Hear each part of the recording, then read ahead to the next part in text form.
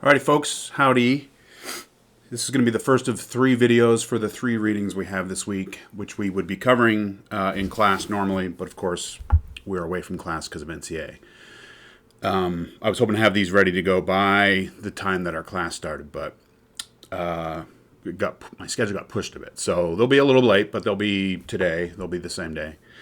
And I'm going to start with the McKerrow essay, Critical Rhetoric, and then we'll talk about the Blair Baxter Brown piece on disciplining the feminine, and then finish off with Watts on voice and voicelessness. 3 great readings. And I'd start off by saying, all the stuff we've been doing up to this point in the 20th century, the Burke stuff, Toulmin, Booth, Fisher, right? That's all important 20th century stuff, and a lot of work still draws on that, contemporary work, Burke especially, but Toulmin and Perelman also, Fisher. But I would say that in terms of like the actual moment that we are in right now, live today, kind of more or less begins around the time of this Critical Rhetoric essay. This is 1989. So this essay in particular, there's a lot of pieces around this time that were similar. We're reading a couple more here. But this one in particular, the McKerrow Critical Rhetoric essay, seems to have had the biggest splash and has been quite present in the field for the subsequent 30 years. And this is something that I became aware of pretty quickly when I entered grad school back in 97. So it had already been around for almost a decade. And I read it and I reread it and I've read it many times since. And, I finally think I have a decent handle on it. It's very dense. It's very thick. It's very conceptually rich. And it's weaving together a whole bunch of stuff that was happening around that time. We are now fully in this kind of postmodern, post-structuralist kind of moment, late 20th century. This is exactly when I was entering grad school. These kind of postmodern debates were raging. It's all we were reading. It's all anyone was talking about is postmodernism. What is it? And is it, how do we think about it? And does it matter? And do we take it seriously? And so on and so on. I remember taking a grad seminar called The Rhetoric of Postmodernism where we read a lot of this kind of stuff. And so this was like the center of so much of the intellectual energy of that time. And like I say, McKerrow's essay in particular really kind of just nailed that moment, I think, in terms of the readings that you'll find in the footnotes and all the different kind of concepts he's talking about and bringing together, and the theorists and how he's creating a kind of new path and agenda for rhetoric, right? And so I could spend a lot of time working through the micro details of this. My sense is that at this point we've kind of absorbed the nutrients of this essay as it's come through other essays and the way that the assumptions have been more or less accepted. And my guess is that this stuff at this point feels pretty natural. That's a guess. But I mostly want to kind of hit the big themes here, and I'll try to note a few key elements along the way, but I'm not going to dive super deep. I also have a video which I'll post. It's on the YouTube channel, and it's about this kind of postmodern context. This was something I created for my undergrads, but it might be useful in terms of the kind of setup. So McKerrow, I believe, is recently retired, perhaps. He was at the University of Ohio for a long time, and he's written several other great, important essays, but this was his Hey Jude. This essay has been anthologized and cited and quoted sort of endlessly, and this is, if anyone has an essay this popular, they're doing pretty good in their career. So kudos to McKerrow. I got to be on a panel with him one time. Didn't get to talk to him much, but it was cool. So, Critical Rhetoric, I think the first thing to note, if any of you have talked to my advisee, James, he's actually writing a project that features Critical Rhetoric as a kind of jumping off point for kind of rethinking the state of the critical kind of orientation today. And something that he wrote about in he just had his defense yesterday. Way to go, James. And one of the things that he writes about in that project is that there's a shift that's happening around this time, 89, we've been talking a little bit about rhetorical criticism, right? Thinking about Walter Fisher and the kind of the methodology of the narrative paradigm, right? Using this set of tools that you identify sort of as separate from the critic, right? So here's the critic, and the critic goes to the tool shed. It's like, okay, I got this game over here. I'm going to go analyze this thing. That's the game. It's the analysis of the text. Now, how am I going to analyze the game, right? Well, let me go to the tool shed. Oh, look, there's dramatism. Oh, there's fantasy theme. Oh, there's the narrative paradigm. Oh, there's ideological criticism or ideographic criticism, and so on, right? And so that's sort of the approach that rhetorical critics took for quite a while, was like, here's the critic, and then here's the tools, and there's the text, and now the critic takes the tools and goes and analyzes the text. And that's, I think, mostly how you're going to be learning about rhetorical criticism in the spring, is largely kind of method-driven, right? It's like you choose an artifact, you choose your method, and then you apply it. It's kind of scientific, sort of soft science, right? It's like, here's the method and there's the process, right? And then you kind of apply the method and you generate your results and you analyze those results. So it's still kind of social sciencey in that soft way. And I remember, early on in grad school reading a lot of stuff where there was this anxiety about rhetoric not being a science. Bonnie Dow has a great essay called Rhetorical Criticism as Art or something like this, where she talks about that scientific paradigm and how rhetorical criticism needs to release itself from trying to be scientific. She's like, look, it's more of an art than anything. And what you do is you make arguments about textual phenomenon, and then the field will check your arguments. But we didn't worry about rhetorical criticism being a science, okay? Anyway, those are some of those debates about rhetorical criticism, which you'll get further into next semester.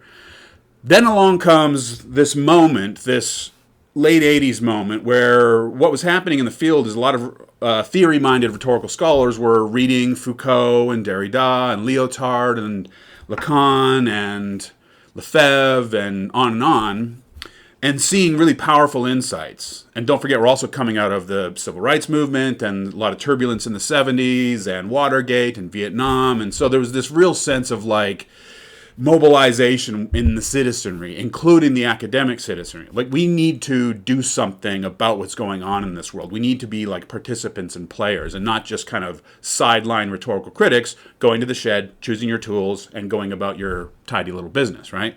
So there was this kind of shift toward thinking about power and the way that it surrounds us, even in the academy, even in our classrooms, even in our departments, even in our specialized academic worlds.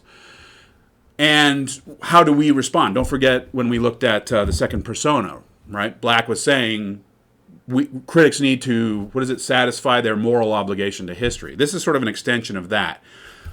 Black, I don't think, was talking about power directly. He's talking about ideology. But here in the critical rhetoric essay, we're talking now about power, right? And that's really the big shift. And obviously Michel Foucault is the big kind of power theorist, French theorist of power. But there's a lot of other sources that McKerrow's drawing on. Foucault's sort of the main one there. And so the big shift, to get back to James's essay, or his little analysis, is the big shift that's worth noting is that we're going from rhetorical criticism, thinking about rhetorical critics as these kind of self-contained, detached, more or less neutral entities that go about the job of criticism by deploying these certain methodological processes, generating results, analyzing results, nice and tidy. So the shift here is to move from rhetorical criticism to critical rhetoric, where the critic, him or herself, is essentially the method, right? And so it's not about how to do criticism, it's about how to be critical. That's a major shift. And it's a decisive one, and it really just sort of influenced everything that's come after, to the point that I think today it's very difficult to even talk about the kind of cottage industry of rhetorical criticism. You still find some essays that get published that do rhetorical analysis, but not quite the way that it was happening, at least when I came into the academy, in the early 90s and so on. I remember reading Celeste Condon on abortion rhetoric, and she's looking at discourse about abortion, and she's analyzing it. And it's fairly dispassionate, and still there was a lot of books that came out that were focused on kind of analyzing the domain of texts from a fairly detached perspective, and then, rendering one's decisions based on that. The shift is now to think about one's own implication within the very kind of conundrums and problematics that one is engaged with, and how, we're all kind of woven into the same kinds of influences that we're talking about. And so how do we think about our relationship to these kind of networks of power and ideology? That's the real kind of move that this essay is making. And so he says on, sorry, I'm going out of this book here, so the page is a little different. But second paragraph, he talks about self-reflexive critique. He mentions Foucault. The critique of freedom. He's talking about the critique of domination and the critique of freedom, right? So we'll get back into that. But this business of self-reflexive critique, right? So now the critic needs to be thinking about their own sort of participation in the phenomenon that they are engaged in, right? And what is my kind of ethical relation to that phenomenon? And what is my epistemological relation to that phenomenon? And how can I make sense of it in a way that does justice to domination and power relations? So that's a big task, right? And he's got lots to say about that, and we'll talk about that. So first move he makes, though, is in that very first paragraph, is he's pivoting away from a tradition. Now, this is a common move at the time. I don't see it being made very much anymore because it has been made so many times, and now we are kind of on the other side of it. There is no longer any really strong sense of like anxiety or defensiveness about these traditions, these long traditions. He's saying it goes back to Plato. I don't know that that's a fair kind of characterization of the dominant rhetorical tradition. As we've seen, Plato did not influence the rhetorical tradition in a massive way. There's just select, there's your Ramus, and then there's Weaver in the 20th century. But the more dominant tradition is like Ciceronian and Aristotelian, especially in the 20th century, right? So this feels like a little bit of a jacked up, I don't want to say straw man, but he's saying rhetoric has, for too long, felt itself subservient to universalist standards of reason. And I think here he's more or less talking about that kind of modern phenomenon of Ramus and Descartes and so on. And, by 89, rhetorical scholars had been chipping away at that legacy pretty consistently. And I think this is one of the last kind of death blows to this idea that this Ramus, Descartes kind of legacy, that, rhetoric is in the service of kind of universal truths, right? And so what he's doing is he's pivoting hard away from that direction. I'm always fascinated by the moves that we make here when we're trying to course correct, historically speaking, right? We don't go an inch this way and go more toward the accurate middle.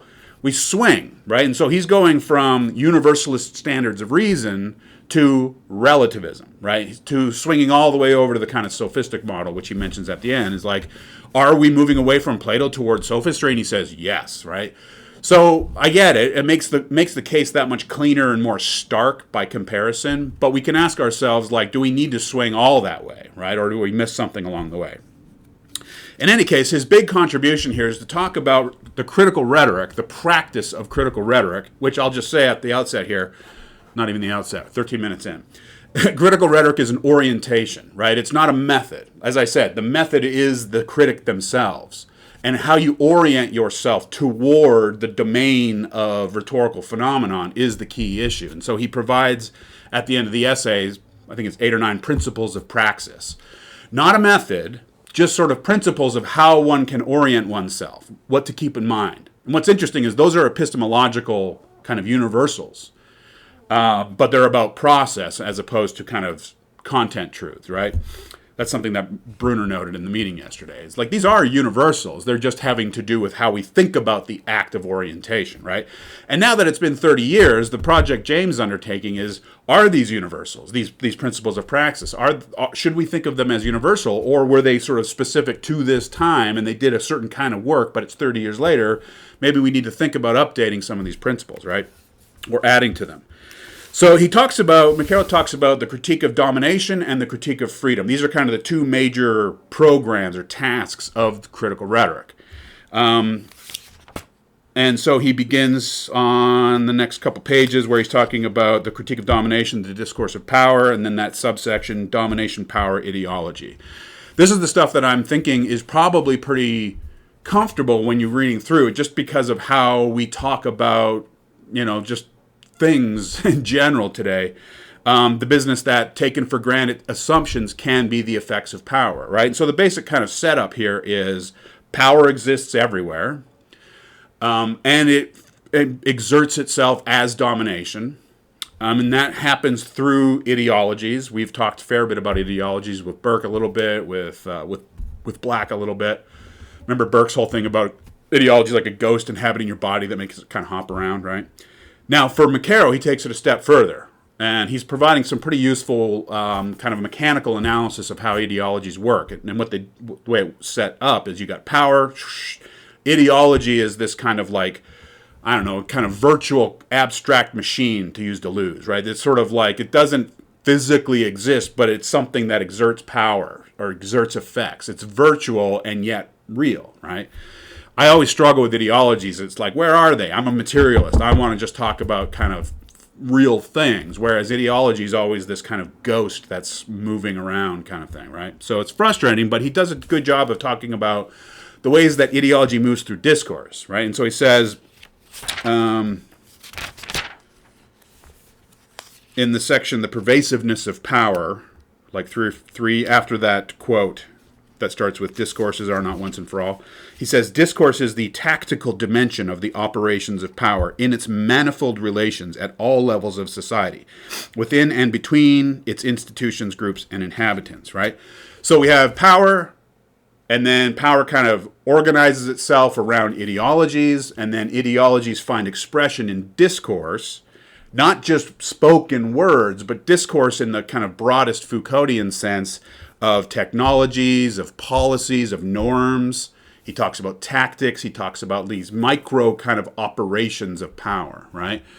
I often think about when you go to the DMV and you're trying to get your driver's license renewed, all these little kind of effects of power that you have to deal with. You know, the lines, the timing, the fact that you're just this kind of cog in a machine. It's all about identification and databases and control. And it's really depressing, right? But this kind of low-level manifestation of power through discourse in the terms of driver's license, discourse in terms of tests that you have to take, right? Fealty tests even. I remember when I took the job at UNLV, you might know this if, I don't know if you've ever taken a state job before, you have to sign like an oath. Some kind of an oath to the state of Nevada. Like, I'm going to be a patriot. I'm going to uphold the, whatever of the institution. And it's this kind of thing where for a second you're like, what? Why do I have to do this? This is goofy, right? Like I have to kind of demonstrate he talks about rituals in that first little subsection, domination, ideology, and power, second paragraph. He says, domination occurs through the construction and maintenance of a particular order of discourse, the deployment of non-discursive affirmations and sanctions. The ruling class is affirmed by recourse to rituals wherein its power is expressed, right? So a lot of rituals, like oaths that you take when you accept a job offer, or just assumptions that are carried forward, norms, these kind of low-level things that nevertheless kind of structure how we think and what's available to say and what's not available to say. We don't hear this kind of stuff too much anymore, but not too long ago, kind of post 9/11, the war in Iraq kind of stuff, it was very like taboo to ever say anything against the soldiers, right? So I remember when we went into Iraq after 9/11 in the Middle East, there was lots of pissed off activists saying we have no business going in there, toppling a regime that wasn't responsible for what happened in New York, right? And so there was lots of hatred against Trump and Rumsfeld and Cheney and the gang, but there was always this like reserved sacred space. The soldiers themselves cannot be critiqued. And it makes sense, right? These are the people who are going off, not asking a lot of questions. They're going off into strange lands and they're trying to do their best to like protect and serve and honor, right? And so there's a kind of taboo around that. And you can see all these little kind of unspoken taboos and rituals and norms as the kind of discursive manifestations of ideology as the realization of power. I think that's probably it for that kind of analysis there.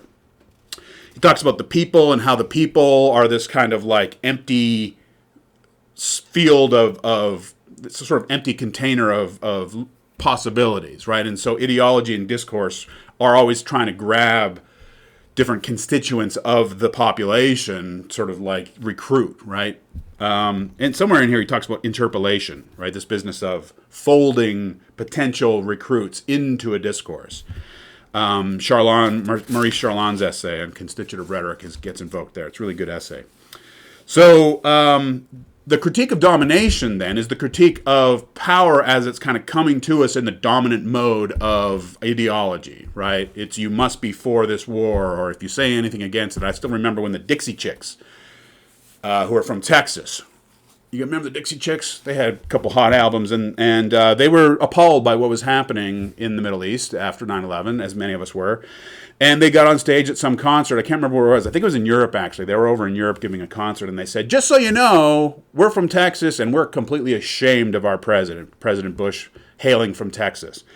And boy, did they get, oh my goodness, they got savaged. They almost, we didn't talk about cancel culture back then, but they essentially were canceled, or at least there was an attempt to cancel them, mostly by conservatives back then. It's like, you cannot say anything against what we're doing here. All these prohibitions, all these assumptions and expectations about what's true, what's right, they all kind of take shape around these operations that McKerrow's talking about here. He talks on the pervasiveness of power subsection again. He talks about now we're in the critique of freedom. Yeah, get to that in a second here. So the critique of domination then is about unmasking and demystifying these kind of top-down discourses of power and ideology and the reigning kind of thought patterns, and try to point those out as being the very kind of ritualized, contingent effects of power that they are, right? That's the kind of gist of it. But that's not the total game, right? And at the time, that was more the kind of the assumption is our job as critics is to kind of check and call out power as we find it in these kind of dominant modes. But he's going to round things out even further by talking about the critique of freedom and its discourse. And this is discourse of power. And this is where he's drawing on Foucault more directly. Because Foucault talks about power as this kind of invisible network of relations, and it kind of bubbles up in very discrete ways that we might not be very conscious of, right? So when I think of domination, the power of domination, or power as domination, I think of it as kind of coming top down from dominant institutions and dominant cultural mindsets. Whereas the critique of freedom is more about how even the super taken for granted, normal, everyday kind of stuff that we're surrounded by can itself exert similar kinds of ideological effects on us, right? And so in the pervasiveness of power section, I think it's the third paragraph, he says, over against these orientations toward power, Foucault presents a third perspective in his attempt to relate the mechanisms of power. He says, on the one hand, to the rules of right that provide a formal delimitation of power, on the other, to the effects of truth that this power produces and transmits. Hence, we have a triangle: power, right, truth. I remember Kent Ono he's at Utah, great scholar, going back decades. He's written a number of really cool pieces. And we invited him for a talk. He's at Utah, so it wasn't too long for him to get here, and talk to our grad students and hang out for a little bit. And I remember he was talking with the grad students, and we were asking questions, and someone asked something about truth or power, and he said, I think that for me, a basic assumption is that truth is one. And the big distinction between O-N-E and W-O-N, but he means W-O-N. Truth is something that we have to fight over, struggle over, right? Just think about what's happening right now with this kind of January 6th insurrection. What is the truth of that? Is there an actual kind of transcendent reality that we can all point to and say, there it is? I'd like to think so, but on the other hand, we have these wild camps, right? There are the camps that think that this was an absolute revolution, insurrection, this is treason. There are those who think that this was just some kind of cosplay, prank. And what we were trying to do is just ruffle some feathers and make our case heard or whatever. And you have power, right? What is it? Power, right, and truth, right? We are right. We have the truth. We have the power. We have this massive power struggle going over right now.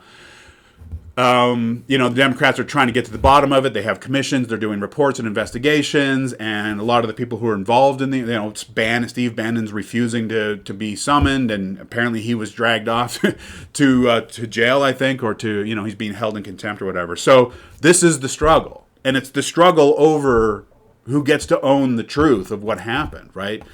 So this is sort of what we're talking about here. And for McKerrow, this kind of second dimension of the critique of freedom is to be constantly asking questions about the very assumptions that shore up our sense of the right and the true, right? So for me, it's the next page over, but it's a couple more paragraphs toward the end of the paragraph that begins, in this context, an examination of power of the state. At the end of that paragraph, he says, the critic must attend to the microphysics of power. There's that phrase, microphysics, right? So power is not just like some wealthy guy on the top of a hill with like gates around his house. Like, what's that guy in The Simpsons? That old guy owns everything, nuclear power plant, right?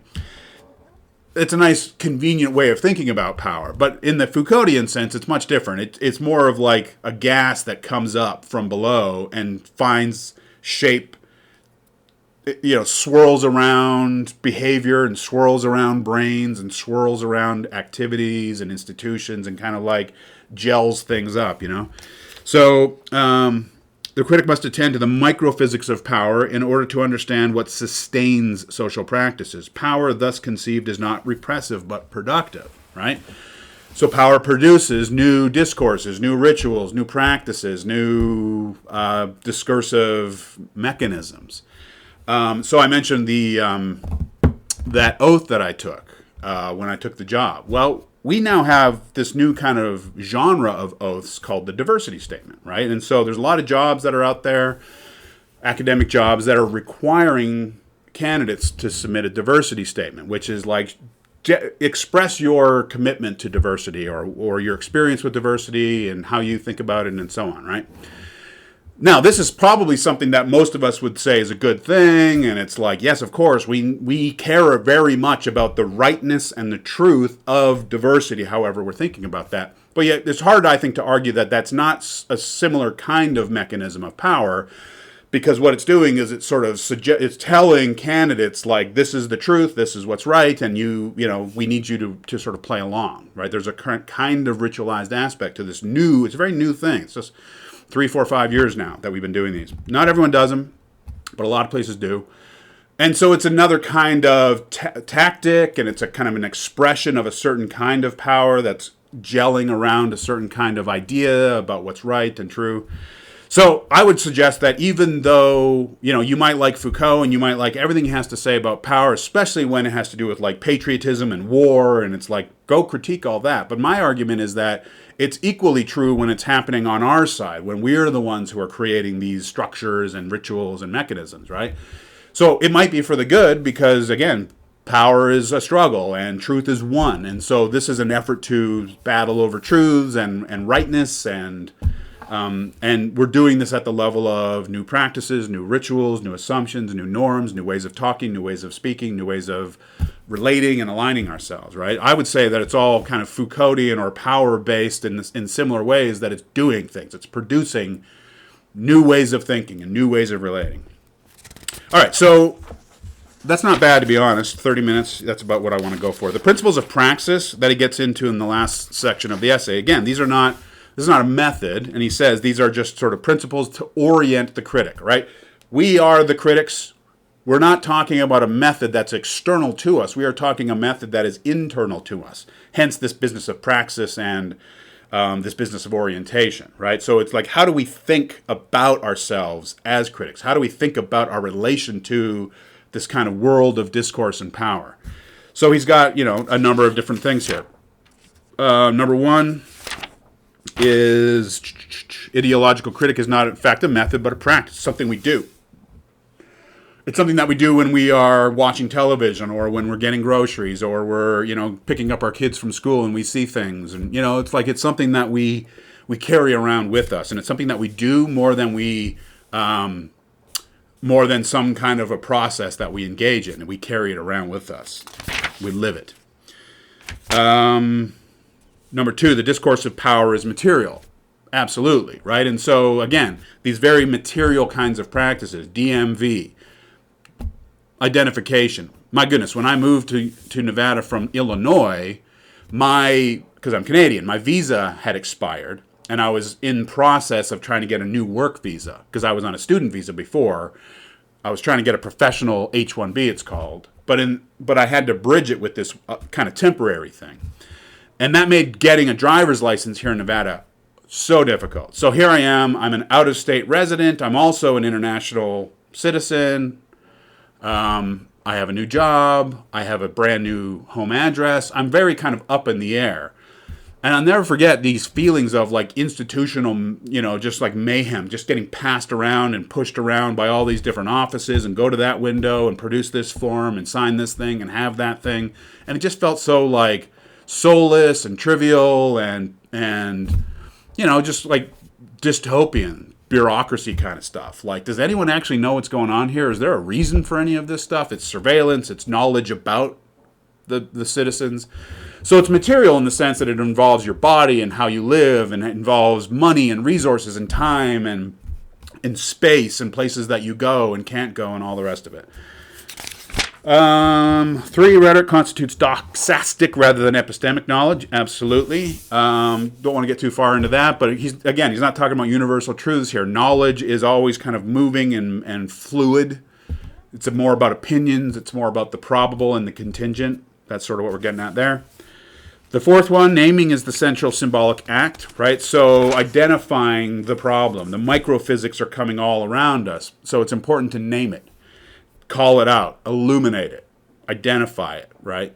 That's why when I stand in the cereal aisle at the grocery store, I'm screaming, "This is poison! This is poison!" I'm naming it. It's poison. Number 5, influence is not causality. This is trying to kind of broaden out the possibilities for, I think maybe getting back to Black's essay where we talked about the symptomatic function of language. This idea of a symptom is the cause is over here, but the expression is over here.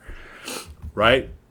My work is in ecology, and I think about this all the time. That I call it invisible influence, in this business of kind of unintended effects. Something can happen over here, and it can produce a result over here. They're connected. We might just not be able to see it, right? So influence is happening all over the place, swirling around. Power is involved in influence of all kinds. We often can't see it, smell it, hear it. It's just kind of coming at us. So be careful. It doesn't have to be a hard causal relation. We can see influences swirling all over the place.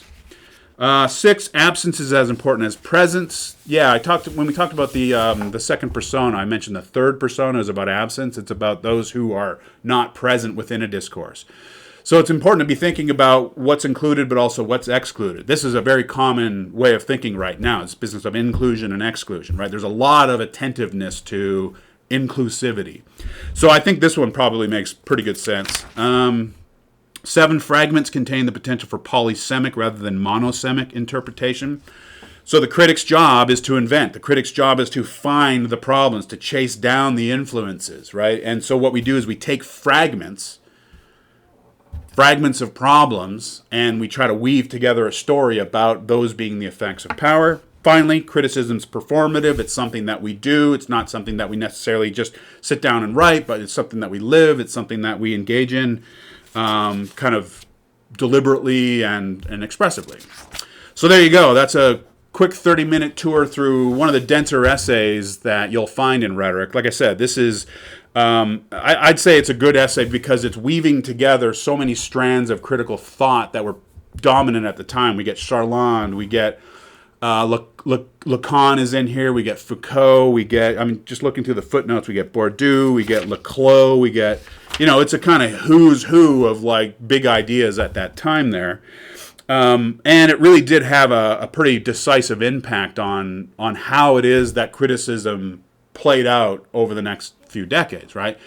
And like I said, I'll just kind of finish here. I do think that this business of rhetorical criticism, as we've talking about it a little bit, where I'm the critic, I engage in some kind of methodological choice making about how to go off and analyze a phenomenon, a textual phenomenon, a rhetorical phenomenon of some kind, and then I just kind of like see the results and I write them up, right? I think that model is almost gone. Like I don't see a lot of that kind of criticism anymore. It's more about how we're all implicated, and that's going to tee up the next piece on disciplining the feminine. So I'll stop there, and hopefully that covers some of the major ideas. So on we go.